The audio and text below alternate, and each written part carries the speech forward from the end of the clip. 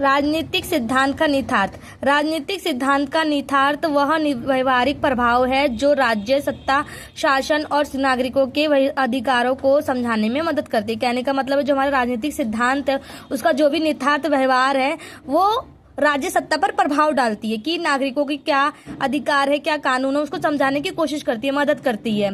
इसका पॉइंट जानते हैं। राज्य और शासन का दिशा दिखाती है, राज्य और शासन की दिशा दिखाती है।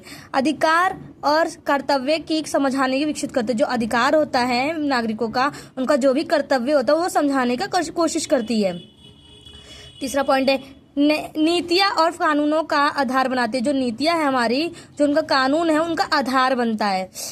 सत्ता पर नैतिक नियंत्रण स्थापित करती है। जो हमारी सत्ता होती है उसका जो भी नैतिक नियंत्रण होता है उस पर स्थापित करती है।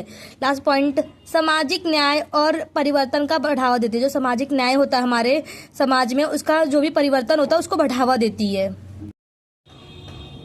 राजनीतिक सिद्धांत का निहितार्थ। राजनीतिक सिद्धांत का निहितार्थ वह व्यवहारिक प्रभाव है जो राज्य सत्ता, शासन और नागरिकों के अधिकारों को समझाने में मदद करती है। कहने का मतलब है जो हमारा राजनीतिक सिद्धांत है उसका जो भी निहितार्थ व्यवहार है वो राज्य सत्ता पर प्रभाव डालती है कि नागरिकों की क्या अधिकार है, क्या कानून है, उसको समझाने की कोशिश करती है, मदद करती है।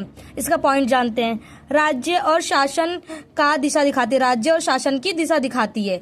अधिकार और कर्तव्य की समझाने की विकसित करते हैं। जो अधिकार होता है नागरिकों का, उनका जो भी कर्तव्य होता है वो समझाने का कोशिश करती है। तीसरा पॉइंट है नीतियाँ और कानूनों का आधार बनाते हैं। जो नीतियाँ है हमारी, जो उनका कानून है, उनका आधार बनता है।